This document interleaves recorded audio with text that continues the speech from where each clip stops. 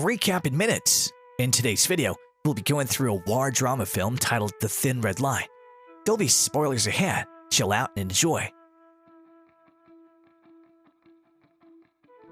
The movie begins with a couple of Melanesian natives doing their daily routines. They live a very carefree life out in an island. We then find Whit rowing a kayak. He talks about his mother as he watches Melanesian mothers care for their babies. He remembers when she was dying. He asks if she was scared, which she denies. He realizes he was the one who had fears. He wonders how it'll be when it's his turn to die. He wishes to meet it the same way his mother did. An American patrol boat passes by the island he's staying at. Whit's captured by Welsh, who tells him that he hasn't changed at all or learned a thing. It turns out he's been in the army for 6 years, and Welsh asks him when he'll start taking things seriously. He refuses to give him a straight duty but struck a deal for him and will be sending him to a disciplinary outfit instead, in which he'll be taking care of the wounded. Whit bravely tells him that he can take whatever Welsh dishes out since he's twice the man he is. The men of C Company are briefed with Quintard about their plans for Guadalcanal. He claims that no one wants the island, but it's the Japanese road to Australia and their way of controlling the sea lanes to America, which is why if they want to stop them, they need to do it in Guadalcanal. After the brief, Quintard approaches Tal. He praises him for still wanting to serve despite his age and acknowledges that they need officers like him with maturity and character. He argues that they don't want their kids and grandchildren to still be fighting the same war 30 years in the future. Quintard promises that they'll crush them without mercy. As they're getting closer to the island, Train unloads in Welsh about his fear of the impending doom waiting for them.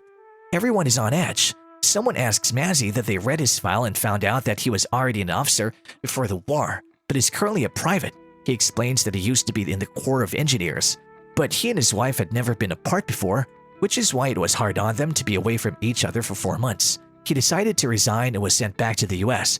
He was warned that he'll be drafted, which is how he ended up in this campaign. Welsh in Staros orders everyone to move and get into landing boats. As soon as the company reaches the island, someone reports that nothing's waiting for them there. If there were ever Japanese, they've been gone for at least a week. The company pushes forward. Tal notifies the platoon that they're taking the hill. Staros attempts to discourage him, but Tal argues that there's no way to outflank the enemy. The only option is a full frontal attack. Staros asks what they'll do for water since his men are close to passing out. He doesn't offer anything fruitful and just responds that the only time to worry about them is when they stop complaining. The next morning, explosions could be heard as they bomb the hill they're about to storm. Keck informs his company that they'll go down in groups of 10 since if they rush it, they'll just make better targets. The group moves forward with Staros, Keck, and White leading the way. White directs 2 soldiers to move forward and waits for their signal. Not a minute passes, they're shot on the head and drop dead. White gives the signal for everyone to move forward despite what happened. The soldiers start rushing an attack that commences. Many are bombed while the rest are fired at by the machine guns. Screams of pain and anguish can be heard. Staros shouts for everyone to hit dirt. He calls for stretch bearers and instructs them to retrieve a man. They try to argue with him, which enrages him, and he repeats his order. Whit greets Welsh and asks who they'll be retrieving. He answers that it might be Jax. The reality of the situation sinks in, and Whit asks Staros directly if he could return to the company after they retrieve Jax. As the attack dies down, Bell calls out for Keck and tells him that Blaine's dead, so he's in charge. Dahl, on the other hand, aims for a couple of soldiers that are carrying a body. He shoots at them and kills the man lagging behind. He calls for Queen to check if the Japanese soldiers are leaving the left ridge. He informs him that he saw 7 of them leaving, so he's guessing that they're pulling out. Keck orders everyone to move forward. They're met with more explosions and machine guns. Dahl asks what they'll do next, and Keck implies that they'll wait and maybe they'll send reinforcements. As some of the guys attack incoming Japanese, Keck stupidly pulls the pin from the grenade that's hanging on his hip and it explodes. The team try to calm him down as he tries to leave his final words. Dahl tells him that nobody needs to write to his old lady since he's gonna make it. Whit, on the other hand, guarantees that he'll be alright even if he dies. Welsh runs to help Tella, who's shrieking and screaming in agony after getting hit on the stomach. He struggled to calm the other man, who curses at him and call attention to the fact that he's dying. He tells the other man to do it with less noise. Tella begs him to leave him alone, but Welsh hands him morphine. When he gets back, Staros promises to mention him in his orders and recommend him for the Silver Star, but Welsh brushes him off and threatens to punch him if he continues to thank him or resign if he mentioned him in his orders. He mutters that they're all dying over a property. Tal contacts Staros via radio and pesters him for not sending in reinforcement immediately. He criticizes them for hiding. Staros defends his company, whose morale's down after all the deaths they've witnessed. He reports that he'll be sending out 2 squads, which enrages Tal. He gives him clear instructions, all the while castigating Staros' leadership. Ignoring his reprimands, Staros requests to patrol reckonings to the right of Hill 210 and through the jungle. He believes the entire position can be outflanked with a maneuver there in force. Not surprisingly, Tal refuses and calls for him and for his men to attack with everything they've got and with every man at his disposal. It takes Staros a minute to reply, but he tells Tal that he refuses to obey orders since he sees it as a suicide mission for him and his men. Tal decides to come down and take a look to see why Staros feels it's best to go around the hill rather than the frontal attack he's been insisting on, but he makes it clear that he's not rescinding his order. As soon as Tal arrives, the attack on the company has dwindled. He heads for Staros, who reports that he had already sent the first platoon over the ridge. Tal asks him how many were hit, and he replies with none. Tal points out that it doesn't sound much like the situation described to him over the radio, and Staros answers that it's because the situation has changed again in the last 5 minutes. Tal repeats his order and asserts that they'll take the ridge by nightfall. Bell takes 6 men with him to check what's going on. He then informs the men with him that he's going up alone. He assesses the setup the Japanese had done up the hill, throwing a grenade for good measure to see their reaction. He returns to his men and briefs them about the bunker and 5 guns the Japanese have waiting for them up at the hill. Preparing the rest of the C Company, Tal explains that the bunker up at the hill is the key to the entire ridge, which is why the Japanese can cover a whole lot of ground. He presses that if they reduce the bunker by tomorrow, then they can take over the ridge as well. He looks for volunteer and Bell's the first man to offer so he can lead the way.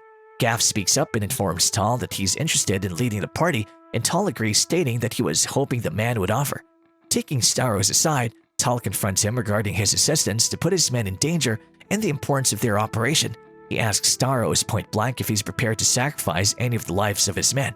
He maintained that lives will be lost whether Staros like it or not, so if he doesn't have the stomach for it, it's time to let Tal know. He finally admits that Tal's right about everything. Welch confesses that he feels sorry for Witt and concludes that the army's gonna kill him. This comes after the man had volunteered to be part of the party that'll storm the Japanese bunkers. He notes that if he was smart, he'd take care of himself since there's nothing he can do for anybody else. You think Witt won't make a difference in all the madness going on. The next day, the party led by Gaff prepares for their assault. Tal reassures Gaff that the rest will be right behind him and they'll come pouring in as soon as he gives a signal. The group moves. Gaff instructs Bell to radio back coordinates so they can bomb the bunkers. The Japanese attacks and the group works hard to keep each other covered. Dahl bravely pushes onward and throws a grenade in one of the bunker where the machine gunner hides. This gives the group an idea and they take the machine gunners out one by one, throwing grenades in each of their bunker. Japanese soldiers attack, but the group quickly takes them down as well. Ultimately, they're victorious and Gaff gives the whistle signal. Tal applauds Gaff's victory. Gaff informs Tal about the need for water, but Tal cuts him off and shares that he doesn't want to break the momentum they have going on. He promises that water will arrive in a couple of hours, but refuses to stop so the men can wait for it. The platoon continues their attack of the Japanese forces in the jungle. They charge at anyone who attempts to fight back or is carrying a gun and take as prisoners those who surrender. After the fighting, Tal informs Staros that he's relieving him and Band will take over. He adds that he doesn't think the other man's tough enough and finds him soft-hearted. Staros responds that he doesn't like seeing his men get killed. Tal retains his decision and stresses that nature's cruel. He suggests for the other man to apply for reassignment to the Judge Advocate General's corps in Washington. Tal vows he'll receive a Silver Star as well as a Purple Heart. He encourages him to go back right away with the next batch of wounded and prisoners since it's no good for him to hang around. Welch reads out Tal's order for the rest. The division commander will arrive and the company will be relieved by a battalion of the division's reserve regiment. He ensures a week's rest for them, which is met by cheering. Staros announces his reassignment to his company. Dahl expresses the company's gratitude for requesting the flanking move and for keeping them together. He urges them to leave his reassignment alone since he's happy to go. Maddie, Bell's wife, writes to him that she has fallen in love with an Air Force captain while he was away. She requests for a divorce. All throughout the movie, the man had romanticized their love for each other and kept going because of it. Now, his soon-to-be ex-wife asks for forgiveness, admitting that she just got lonely.